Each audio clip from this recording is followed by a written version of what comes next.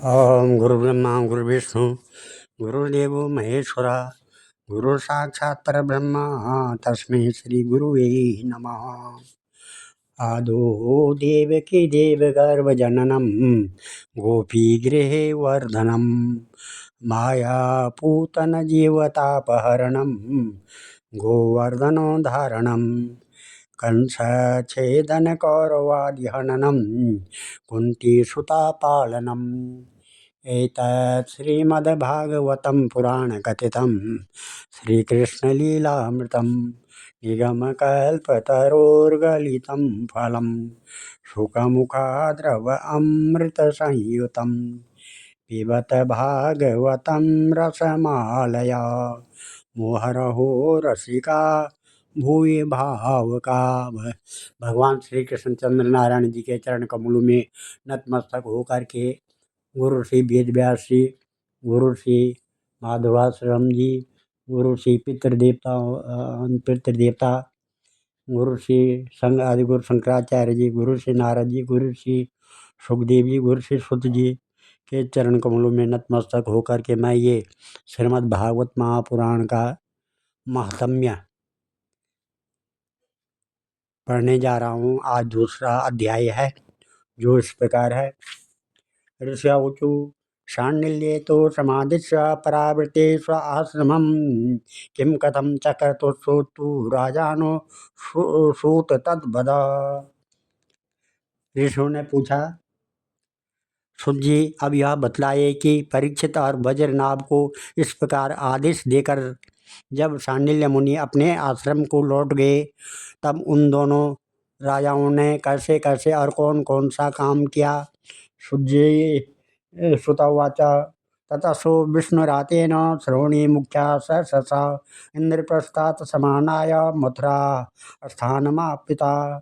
मथुरान् ब्राह्मणास्तत्र वानराश्च पुरातनां विज्ञायमानयस्तं तेषु स्थापितवान् स्वराट्। वज्रस्तु तत्सहायेन शाण्डिल्यास्याप्यनुग्रहात् गोविन्द गोपगोपीनां लीलास्थानान्य अनुक्रमात् विज्ञायाभिदया स्थाप्य ग्रामाणां वासयद्बहून् कुण्डकूपादिपूर्तेन शिवादिस्थापनेन च गोविन्द हरिदेवादि स्वरूपारोपणेन च कृष्णैक भक्तिं स्वे राजे ततान च मुमोद तयास्तु मुदितास्तस्य कृष्णकीर्तन तत्परः परमानंद संपन्ना राजं तस्यैव तुष्टुः। एकदा कृष्ण पत्न्यसु श्रीकृष्ण विरहातुरा कालिंदी मुदितामुक्ष प्रचुरगतमत्सरा। सूर्य कहते हैं कि तदंतर महाराज परीक्षित ने इंद्रप्रस्थ दिल्ली से हजारों बड़े बड़े सेठों को बुलवाकर मथुरा में रहने की जगह दी। इनके अतिरिक्त सम्राट परीक्षित ने मथुरा मंडल के ब्राह्मणों तथा प्राचीन वानरों को जो भगवान के बड़े ही प्रेमी थे बुलवाया और उन्हें आदर के साथ योग्य समझकर मथुरा नगरी में बसाया। इस प्रकार राजा परीक्षित की सहायता और महर्षि शाण्डिल्य की कृपा से वज्रनाभ ने क्रमशः उन सभी स्थानों की खोज की जहाँ भगवान श्री कृष्ण अपने प्रेमी गोपियों के साथ नाना प्रकार की लीलाएं करते थे। लीला स्थानों का ठीक ठीक निश्चय हो जाने पर उन्होंने वहाँ की लीला के अनुसार उस स्थान का नामकरण किया। भगवान की लीला विग्रहों की स्थापना की तथा उन स्थानों पर अनेकों गांव बसाए। स्थान स्थान पर भगवान के नाम से कुंड और कुएं खुदवाए, कुंज और बगीचे लगवाए। शिव आदि देवताओं की स्थापना की। गोविंद देव, हरिदेव आदि नामों से भगवत विग्रह स्थापित किए। इन सब शुभ कर्मों के द्वारा वज्रनाभ ने अपने राज्य में सब और एकमात्र श्री कृष्ण भक्ति का प्रचार किया और बड़े ही आनंदित हुए। उनके प्रजाजनों को भी बड़ा आनंद था। वे सदा भगवान के मधुर नाम तथा लीलाओं के कीर्तन में संलग्न हो परमानंद के समुद्र में डूबे रहते थे और सदा ही बद्रीनाथ के राज्य की प्रशंसा किया करते थे। एक दिन भगवान श्री कृष्ण की विरह वेदना से व्याकुल 16,000 रानियां अपने प्रियतम पतिदेव की चतुर्थ पटरानी कालिंदी यमुना जी को आनंदित देखकर सरल भाव से उनसे पूछने लगी। उनके मन में सौत या डाह लेश मात्र भी नहीं था। श्री कृष्ण की रानियों ने कहा, यथा वयं कृष्णपत्न्यस्ता त्वमपि शोभने वयं विरह दुःखार्तास्त्वं च कालिन्दी तव वद। तत्श्रुत्वा स्मयमाना सा कालिन्दी वाक्यम् अब्रवीत्। सा पत्न्या वृक्षतत्तासां करुणा परममानसा। श्री कृष्ण की रानियों ने कहा, बहन कालिंदी, जैसे हम सब श्री कृष्ण की धर्मपत्नी हैं वैसे ही तुम भी तो हो। हम तो उनकी विरह अग्नि में जली जा रही हैं। उनके उनके वियोग दुख से हमारा हृदय व्यथित हो रहा है, किंतु तुम्हारी यह स्थिति नहीं है। तुम प्रसन्न हो, इसका क्या कारण है? कल्याणी, कुछ बताओ। वो उनका प्रश्न सुनकर यमुना जी हंस पड़ी। साथ ही यह सोच कर कि मेरे प्रियतम की पत्नी होने के कारण ये भी मेरी ही बहनें हैं, पिघल गई। उनका हृदय दया से द्रवित हो उठा। अतः वे इस प्रकार कहने लगी। यमुना जी ने कहा, कालिंदीवास आत्मा राम स कृष्ण से ध्रुवम आत्मस्थिराधिका तस्या दास्य प्रभावेण विरहोस्मान च संस्पृशेत। तस्या एवांसा विस्तारा सर्वा श्रीकृष्ण नायिका नित्य संभोग एवासी तस्या मुख्य योगता। स एव सा वे सेवासी बंसी तत्प्रेम रूपिका। श्रीकृष्ण नखचंद्रा लिंग संगा चंद्रावली स्मृता। रूपांतरम गृणाना तयो सेवा अतिलालसा। रुक्मण्यादि समावेशो मया त्रेवा विलोकिता। युष्माकमपि कृष्णेन विरहो नैव सर्वथा किंतु एवं न जानीता तस्माद् व्याकुलतामिता। एवं मात्र एवं एवात्र गोपीनाम् आक्रूरावसरे पुरा। विरहाभास एवासिद्ध दुदधेवेन समाहिता। तेनैव भवातीनां चेद भवेत् अत्र समागमः। तर्हि नित्यं शोकान्तेन विहारम् अपि लप्स्यतः। यमुना जी ने कहा कि अपनी आत्मा में ही रमण करने के कारण भगवान श्री कृष्ण आत्माराम हैं और उनकी आत्मा है श्री राधा जी। मैं दासी की भांति राधा जी की सेवा करती रहती हूँ। उनकी सेवा का ही यह प्रभाव है कि विरह हमारा स्पर्श नहीं कर सकता है। भगवान श्री कृष्ण की जितनी भी रानियां हैं सबकी सब श्री राधा जी के ही अंश का विस्तार है। भगवान श्री कृष्ण और राधा सदा एक दूसरे के सम्मुख हैं।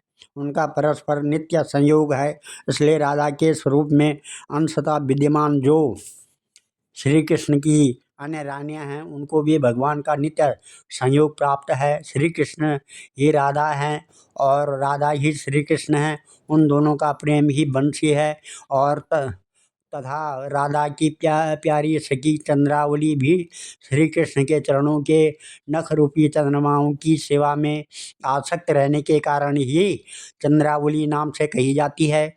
श्री राधा और श्री कृष्ण की सेवा में उसकी बड़ी लालसा, बड़ी लगन है, इसलिए वह कोई दूसरा स्वरूप धारण नहीं करती। मैंने यही श्री राधा में ही रुक्मणी आदि का समावेश देखा है।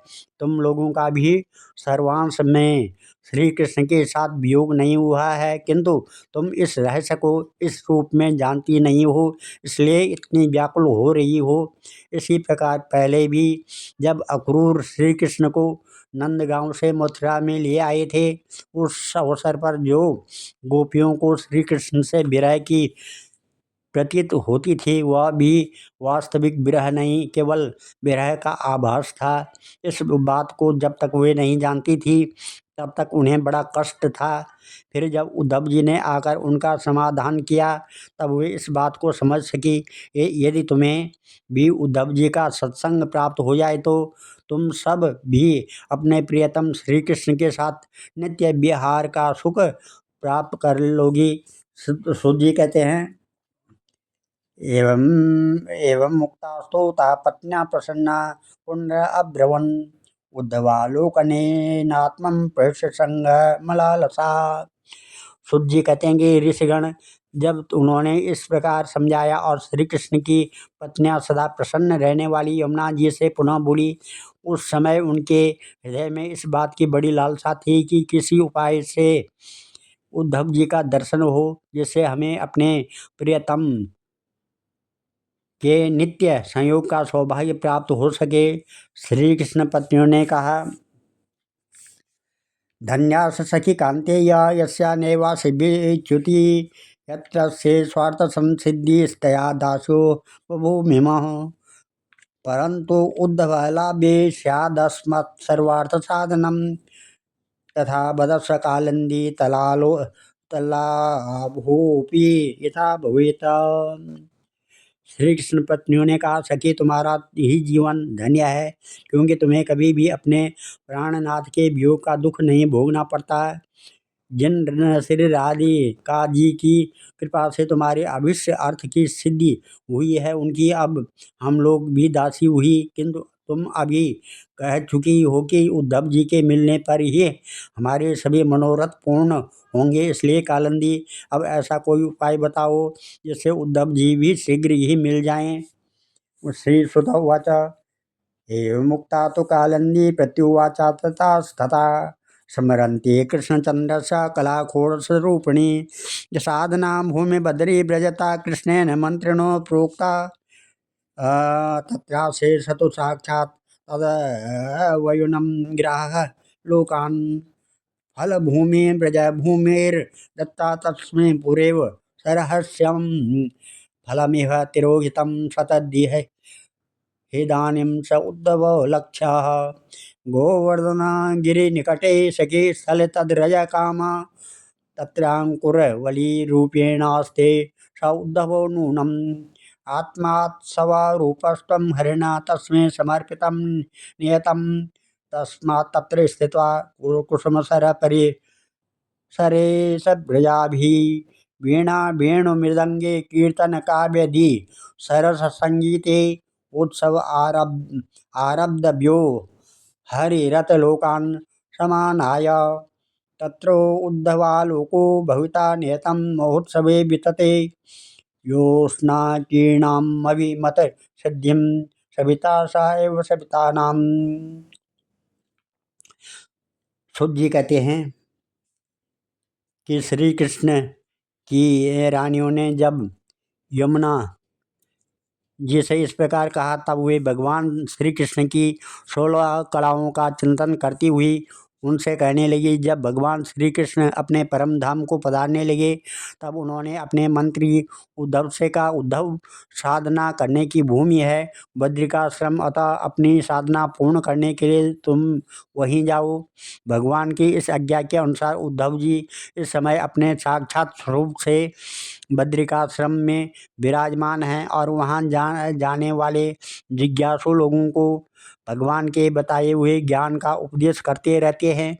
साधन की फल रूपा भूमि है ब्रजभूमि, इसे भी इसके रहस्यों सहित भगवान ने पहले ही उद्धव को दे दिया था, किंतु वह फल भूमि वहाँ से भगवान के अंतर्ध्यान होने के साथ ही स्थूल दृष्टि से परे जा चुकी है। इसलिए इस समय यहाँ उद्धव प्रत्यक्ष दिखाई नहीं पड़ते। फिर भी एक स्थान है जहाँ उद्धव जी का दर्शन हो सकता है। गोवर्धन पर्वत के निकट भगवान की लीला सहचरी गोपियों की विहार स्थली है। वहाँ की लता अंकुर और बेलों के रूप में अवश्य ही उद्धव जी वहाँ निवास करते हैं। लताओं के रूप में उनके रहने का यही उद्देश्य है कि भगवान के प्रियतमा गोपियों की चरण रज उन पर पड़ती रहे। उद्धव जी के संबंध में एक निश्चित बात है, यह भी है कि उन्हें भगवान ने अपना उत्सव स्वरूप प्रदान किया है।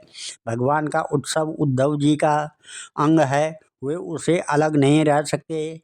इसलिए अब तुम लोग बद्रीनाथ को साथ लेकर वहां जाओ और कुसुम सरोवर के पास ठहरो। भगवत भक्तों की मंडली एकत्रित करके वीणा, बीण और मृदंग आदि बाजों के साथ भगवान के नाम और लीलाओं के कीर्तन, भगवत संबंधी काव्य कथाओं के श्रवण तथा भगवत गान से युक्त सरस संगीतों द्वारा महान उत्सव आरंभ करो। इस प्रकार जब उस महान उत्सव का विस्तार होगा तब निश्चय ही है कि वहाँ उद्धव जी का दर्शन मिलेगा। वे ही भली भांति तुम सब लोगों के मनोरथ पूर्ण करेंगे।